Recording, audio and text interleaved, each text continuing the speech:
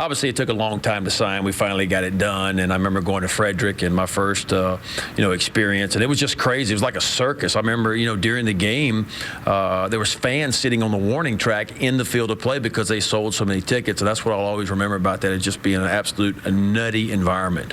How about from the standpoint of you being the only Orioles #1 pick in the entire draft in the history of the franchise?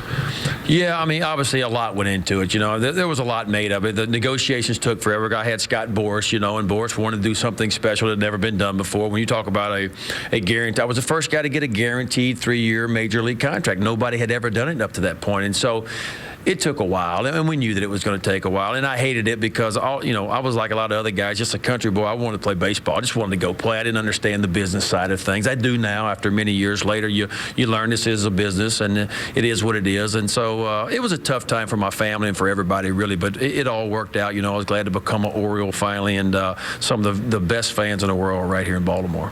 If memory serves me right, your first big league start, you pitched a shutout against the White Sox, right? That's right. Yeah. That's right. 1990 in the old ballpark. Yeah. And what an experience that was, to go out in front of a lot of folks and do that. And I think it was 87 pitches or something. It went by really quick. And, got some great advice from Jim Palmer before the game. He said, hey, just go do the things that you did to get you here. Go throw strikes, stay down in the zone, mix your pitches up, and it'll be well. And after I threw that start, I said, is it really this easy? And, of course, later on I find out it's not that easy. It's a growing period here, and you never really figure it out, but you start to figure it out. It took me a while because I came from a program at LSU where the coach called all the pitches for you.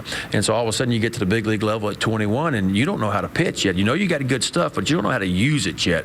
And so it took a while for me that the light bulb went on, and Chris Hoyles was a young catcher too coming up at the time, and we didn't know what we were doing. And thank gosh the guy back at shortstop by the name of Ripken did, and not many people know it, and it's a different story in itself, but he called all my pitches for me first year and a half that I played the big leagues until I kind of started to figure things out a little bit. Now let's ask you how that was done. I mean, physically, how was it done? So you know, Tom, it was crazy. I would look in at Chris, and I would see Chris looking over my right shoulder out at shortstop, and the way Cal held his glove was what pitch it was and the location of it out there. So it was funny. I'm really focused. I'm looking in at Chris, and he's not looking at me. He's looking over my right shoulder, picking up the sign from Cal, and then he's putting the fingers down.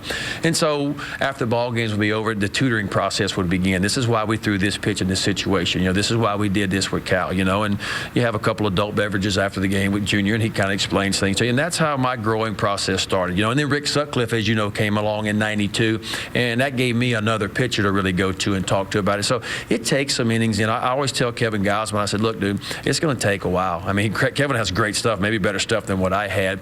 But, it takes 200 innings in the big leagues, I think, before you really start to figure it out. And you never figure it all out. You just start to learn, and you start to recognize what hitters are trying to do to you, and you start to make those kind of adjustments. Now, you had a long career, but do you wish it was longer? Oh, sure. I really felt like I had the body to play 15 years. I did that, and everybody says, well, you were overused in high school and overused in college, and maybe I was. I don't know. I always tell people I was a product of my times. We didn't count pitches. They gave you the baseball. They asked you if you could pitch, and to being the competitor that I was, and a lot of kids were back then, you took the baseball and you went and played. And now looking back on it, I know that I threw 352 innings in 18 months when I was 20 and 21 years old with LSU and the Olympics, and that didn't help things, And Coach Bertman, said a couple of years, he said, I probably overused you, but we didn't know the things that we know now. And certainly, I think if maybe I wouldn't have accumulated the innings in high school and college, I probably would have been a guy that would have played 15 years, because I really felt like I could have done those kinds of things. But, I always tell people, don't feel sorry for me. I lived the dream. I did what I wanted to do. I didn't play as long as I want to, but, man, I got to do a lot of things, and I am thankful for God every day that I got a chance to do those things. How did the broadcasting career start?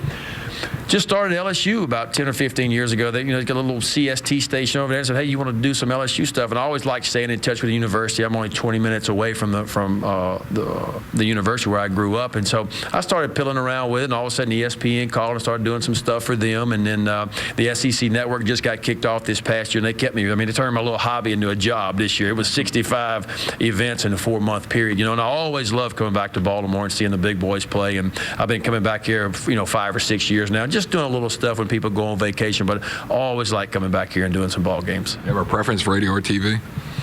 Not really. I like them both. Radio's fun because nobody knows if you're screwing up or not. So nobody can see anything. TV is great, too. I love doing the TV. So I like doing it all. It's fun. Joe and Fred are great, and working with Dimper sometimes, Gary Thorne and Palmer, those guys get bored. They're great. It's a lot of fun to do these games. And so I always look forward to coming back. I know the fans really, They talk a lot about you, how they love your presence and all. Well, I enjoy it, and I'm just me, and a Southern boy, like you said. It's fun for me, and I had my crab cakes when I was here, so I got my fix for a while, and it's all good. I mean, it's just it's a good place to come back. And of course, the way the games have been finished in the last few games, I mean, it doesn't get any better. There's walk-off home runs everywhere, and so it's going to get a little tougher tonight with Sonny Gray.